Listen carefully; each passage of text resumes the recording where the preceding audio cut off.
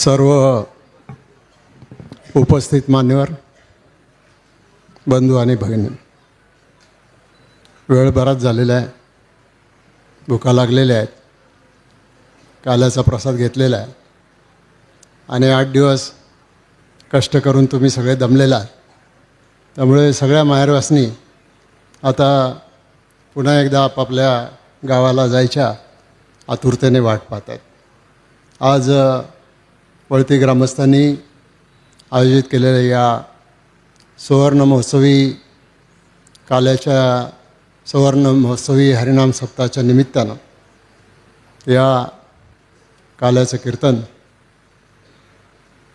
हरिभक्तपरायण माऊली छोटे माऊली यांनी आपल्याला अतिशय सुंदर पद्धतीनं या ठिकाणी सादर केलेलं आहे.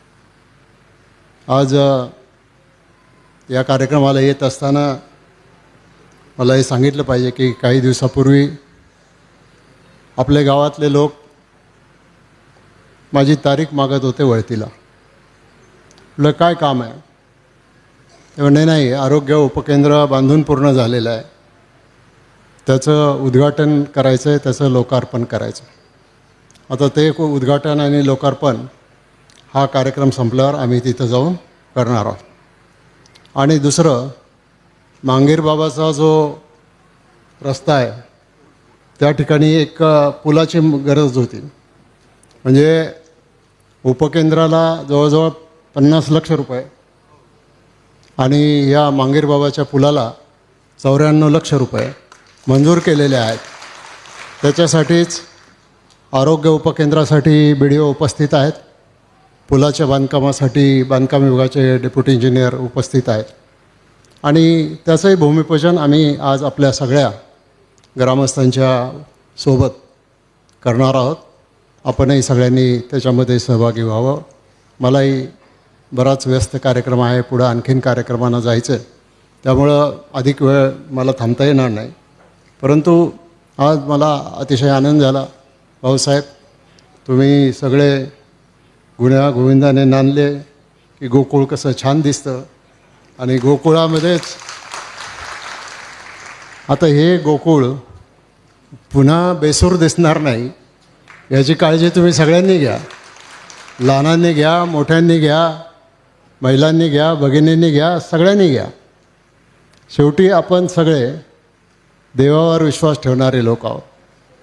माऊलींचा विचार असो, तुकोबारायांचा विचार असो, हा विचार पुढं घेऊन जायचं आपण काम त्या ठिकाणी करत असतो आणि त्याच्यातूनच आपल्या जीवनामध्ये एक वेगळा वेगळा आनंद मिळत असतो. आता ज्या वेळेला काल्याचं कीर्तन होतं त्यावेळेला कृष्णाच्या लीला आपल्याला ऐकायलाच लागतात. दूध दही श्रीकृष्ण, त्या गवळणी त्यांच्या सगळ्या काय शेंड्या बांधल्या, अमकं झालं तमकं झालं. आता आपण ते ऐकतो आणि तो काही भाग आहे, कथेचा भाग आहे. तो महाराजांना सांगणं अभिप्रेत असतं आणि आपल्यालाही तो अभिप्रेत असतं. आणि म्हणून माझं एवढंच आपल्याला सांगणं आहे की आपण सगळेजण या अध्यात्म क्षेत्राकडे जेवढं वळलेलो आहोत, संत महंत ज्या वेळेला विचार आपल्या सगळ्यांच्या समोर मांडतात त्यावेळेला त्या विचारामधला खरा अर्थ आपण स्वीकारायला शिकलं पाहिजे. आपल्याला आवडेल तेवढाच अर्थ त्याच्यामध्ये आपण स्वीकारून चालणार नाही. शेवटी आज समाजामध्ये एक प्रकारची जी अस्वस्थता दिसते, मग समाजामध्ये दिसते, जाती जातीमध्ये दिसते, धर्मामध्ये दिसते, ज्येष्ठांमध्ये आणि तरुणांमध्ये दिसते आणि प्रत्येकजण या अस्वस्थतेपोटी त्या ठिकाणी आज रस्त्यावर येण्याची, संघर्ष करण्याची भाषा त्या ठिकाणी करत असतो. आणि म्हणून ही अस्वस्थता घालवायची असेल तर मग तरुण पिढीला योग्य विचार आपल्याला दिला पाहिजे.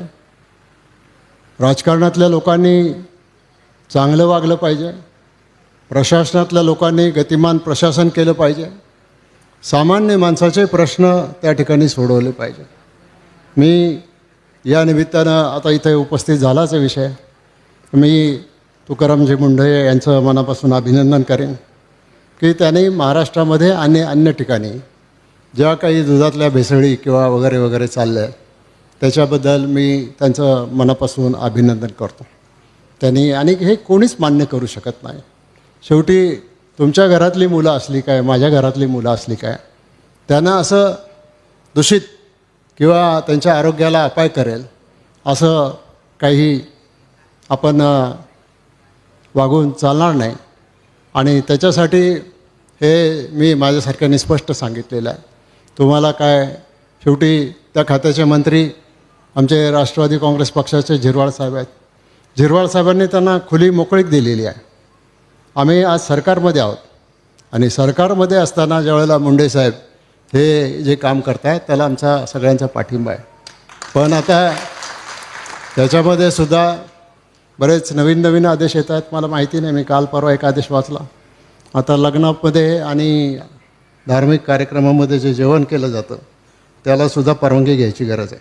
तुम्ही परवानगी आज जेवणाची घेतली का नाही मला माहिती नाही, पण नसली घेतली तर आता इथून पुढच्या काळात घ्या. आणि म्हणजे त्यांचा हेतू चांगला आहे की कुठल्याही परिस्थितीमध्ये असं चुकीचं काही घडू नये. मग लहान मुलं असतील, मोठी माणसं असतील, आणखीन कोणी असेल, आणि त्याच्यामुळं एक विनाकारण असा समज केला जातो की कोणीतरी चुकीचं काम करत आहे त्याला आम्ही त्याला विरोध करतो. मी तर जाहीर सांगितलेलं, ज्या दिवशी एखाद्या माणसाने चुकीचं काम केलं आहे असं तुम्ही सिद्ध करा आणि त्याच्या पाठीमागं दिलीप वळसे पाटील उभा आहे हे सिद्ध करा. दिलीप वळसे पाटील कायमची राजकारणातून निवृत्ती घेईल त्याच्यामध्ये. पण साफ म्हणून भुईला धोपटण्याचं काम जे अलीकडच्या काळामध्ये काही लोक जे करत आहेत ते उचित आहे असं मला वाटत नाही. आणि म्हणून आपण समाजामधले सगळे चांगले लोक आहोत आणि ते काम आपण सगळ्यांनी केलं पाहिजे. मी भाऊसाहेब तुमचं अभिनंदन करतो. तुम्ही ग्रामपंचायतीमधून आता महानगरपालिकेत गेला आहे, तुम्ही नगरसेवक झाला आहे. माझं एकदा झालेलं काम एकदा झालं की त्याच्याकडे फार लक्ष नसतं. आता मगाशी माऊली महाराजांनीच सांगितलं मंडप झाला आहे, मग मी मंडपाकडे पाहिलं. ठीक आहे, माझा बोर्ड लागला आहे, काम मी केलं, पण मी मंडपाच्या पलीकडेही पाहिलं. म्हटलं आता हे मंदिर मी सुद्धा लहानपणापासून पाहतो आहे, 67 सालापासून. देवराम दामाजी भोर ज्या वेळेला जिल्हा परिषदचे सदस्य होते तेव्हा त्यांच्या जिल्हा परिषदच्या निवडणुकीमध्ये देखील त्यावेळेला माझे वडील कैलासवासी दत्तात्रय वळसे पाटील हे या तालुक्याचे आमदार होते.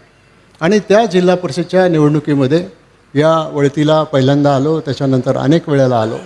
तुमचे जेवढे प्रश्न होते तेवढे प्रश्न माझ्या परीने माझ्या ताकदीनं सोडवायचा माझ्यासारख्यांनी प्रयत्न केलेला आहे. आणि म्हणून मी आज तुम्हाला आणखीन एक सांगतो की भाऊला मी म्हटलं, भाऊ या मंदिराचा जीर्णोद्धार तुम्ही का नाही हातामध्ये घेत. भाऊ म्हटले जीर्णोद्धार मंदिराचा तर करायचाच आहे, पण आधी आमचं महादेव मंदिर अपूर्ण आहे, आम्हाला आधी महादेव मंदिराचा करायचा.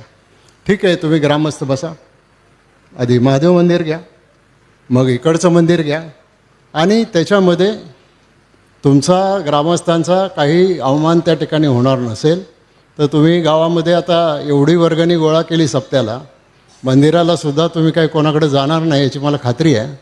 आणि गरज लागलीच तर आमच्यासारखे लोक तुमच्या पाठीमागं भक्कमपणानं उभे राहतील, हे सुद्धा तुम्ही त्याच्यामध्ये समजून घ्या. आणि माझी आपल्याला सगळ्यांना एवढीच विनंती आहे की आपण हा अतिशय चांगला कार्यक्रम पार पाडला, असंच वातावरण सगळं सर्वत्र राहू द्या. आता इथून भूमिपूजन आणि उद्घाटन समारंभ आम्ही करू, तुम्ही जेवून घ्या. आता तिथलं भाषणं इथंच झालेली आहे सगळी, आणि म्हणून आता तिथं काही वेगळा कार्यक्रम करायचा नाही, 5-10 मिनटातच तो कार्यक्रम संपवून जायचं.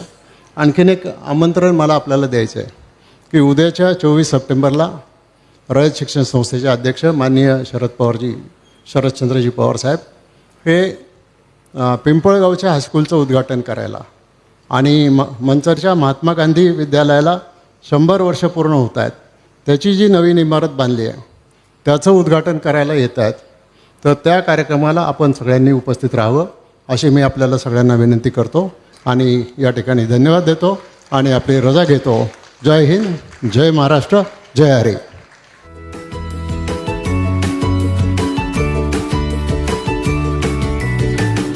बातम्या शेतीच्या, बातम्या मातीच्या, बातम्या अन्यायाच्या, गुन्हेगारीच्या,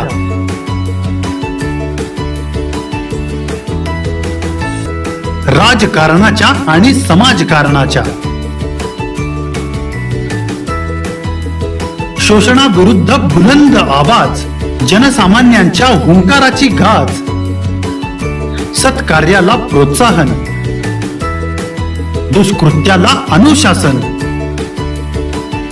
निर्भीड, निस्पृह, सडेतोड, बेधडक आणि रोखटोक म्हणजेच विघ्नहर टाइम्स. शोध बातमीचा, ध्यास सत्याचा.